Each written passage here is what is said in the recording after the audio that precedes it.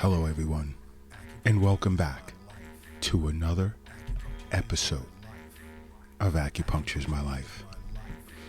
Now, in this episode, I'm going to respond to an individual from the UK via the Acupuncture is My Life app.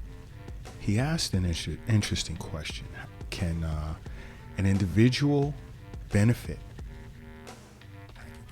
from acupuncture when it comes to runner's fatigue?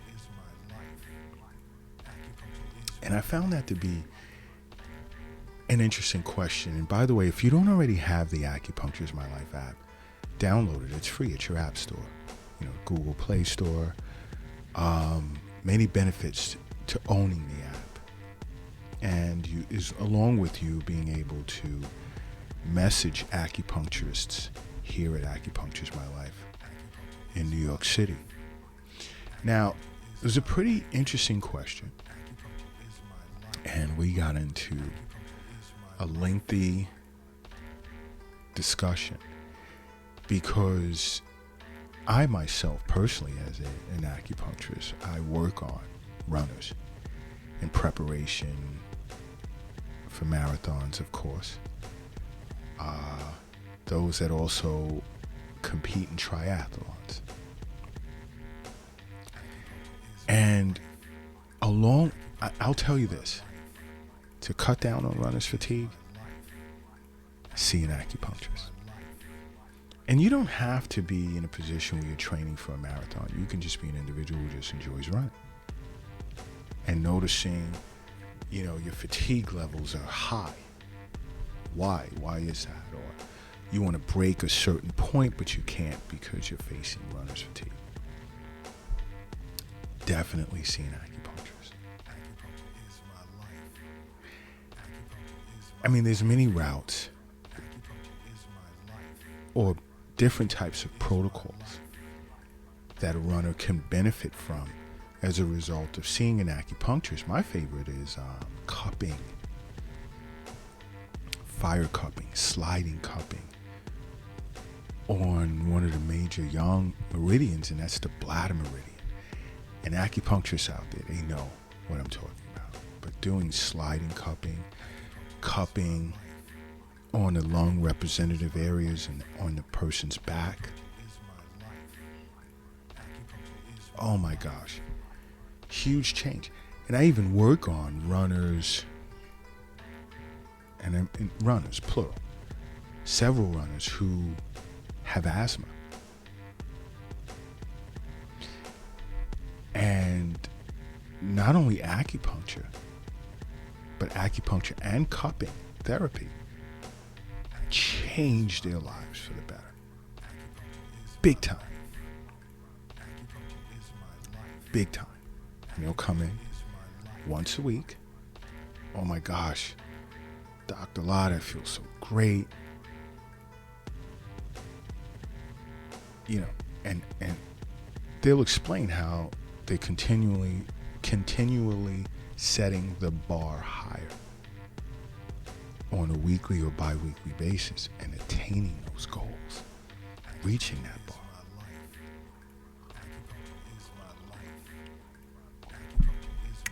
Enjoying a nice cup of tea as I speak with you.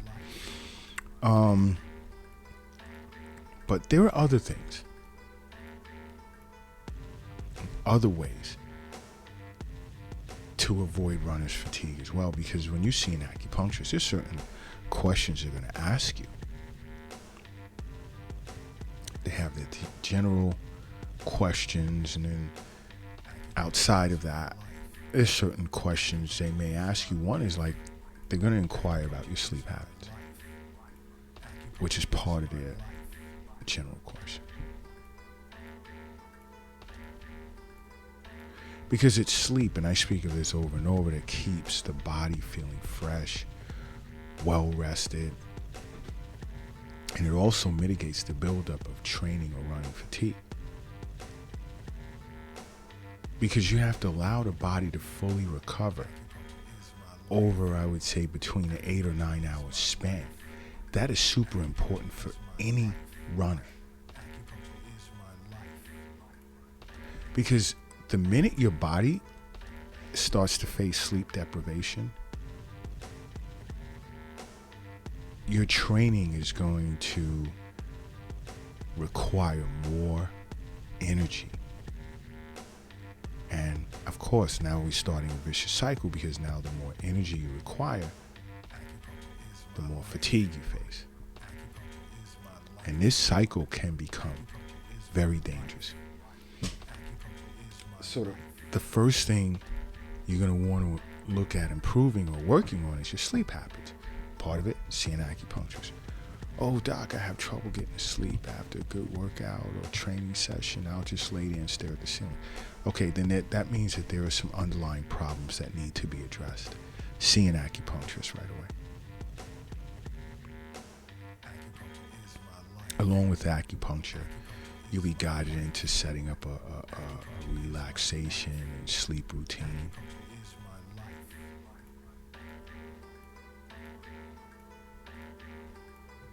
You'll be given some guidance on pre-sleep habits, things that'll help you fall asleep.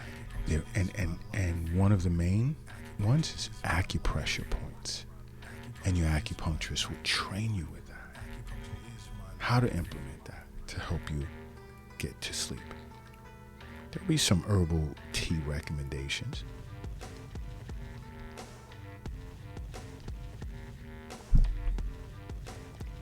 Now, another factor that could play into runner's fatigue, and which your acupuncturist will talk to you about, is your diet. Here we go again, Eastern nutrition consultation. Guys, there's so many benefits to seeing an acupuncturist for regular wellness visits. It doesn't have to be every week. It could be every other week. It could be once a month, once every season, along with your annual checkups with a physician. Regular visits, wellness visits to an acupuncturist will change your life. But yes, Eastern nutrition consultation, because an unbalanced diet can play a part.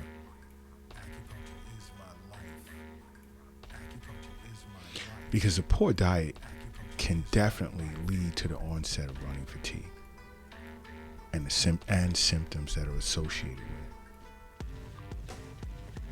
Because along with proper rest, you also need proper fuel.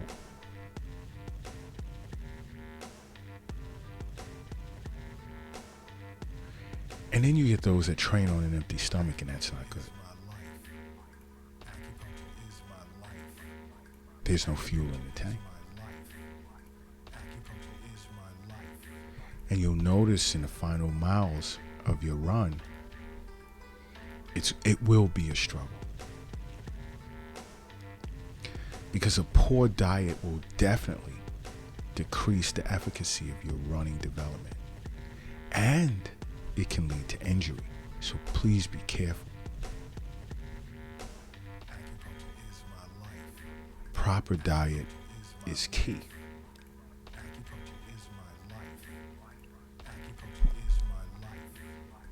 There's so much that goes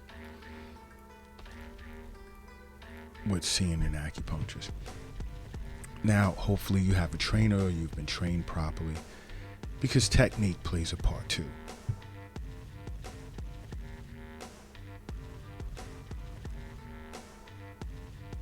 And I won't get into that. I'm an acupuncturist.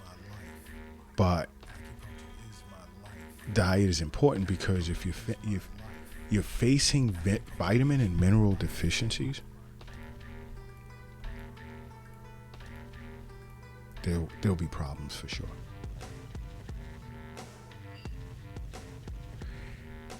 Let's just look at iron. Now, this is an important mineral that's found in your red blood cells, and it's responsible for transporting oxygen through the blood.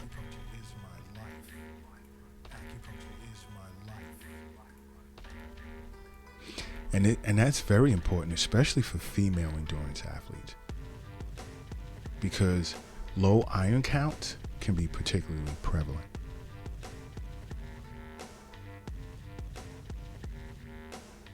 And when you overtrain, it's easy for your iron count to present as depleted, which will express itself in poor performance across the board.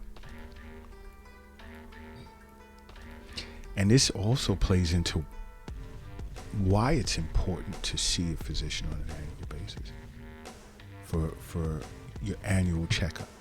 Because when they run a blood panel, let's say, and it indicates low iron or ferritin levels,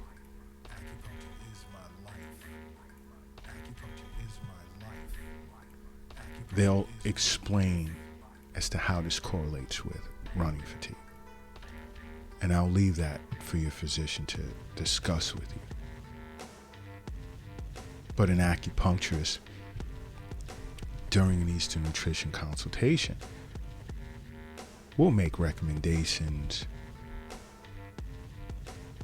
for iron-rich foods to be added to your diet to avoid these long-term negative effects. Okay, there's so much involved in seeing an acupuncturist because we understand that health is wealth. We understand the wealth is not in an app on your phone. We understand that it's not in a mutual fund, retirement account. We understand it's not in the stock market overall. It's not in a bond fund. It's not in the bank. It's not in the safe. It's not in your pocket. It's not in your purse. It's not in the shoebox in the closet, nor is it under your mattress. And it's not under the doghouse in the backyard. The wealth is in you. And that's what it's all about. That is what it is all about.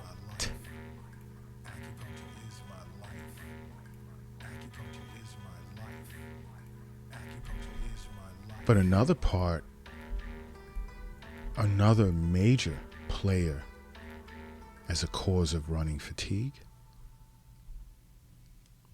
is mental and emotional stress. If you have not already begun to watch acupuncturesmylife.tv, watch it, especially the section on mental and emotional disorders. Now, Acupuncture's My Life TV is streaming on Roku TV as well, but you can watch it on your phone, tablet, laptop, desktop. Just go to acupuncturesmylife.tv. There's so much you'll learn about mental and emotional disorders and how to be proactive in dealing with them. But mental and emotional stress can play a huge part in running fatigue, as well as overall training exhaustion. Stress affects your sleep, your diet, how your body extracts, or how much nutrients your body extracts from the foods in which you ingest. All of that. Stress can directly affect or contribute to poor run training decisions.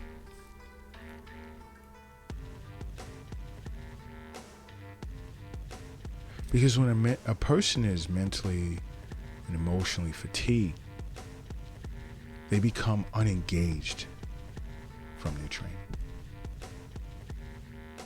And then now they're just simply going through the motions. And they'll attain no benefit from it. None whatsoever. Acupuncture is great for treating mental and emotional disorders.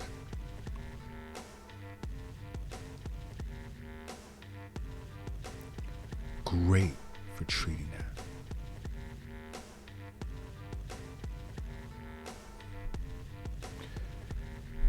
And I really enjoyed the conversation that I had with this individual from the UK. Awesome conversation.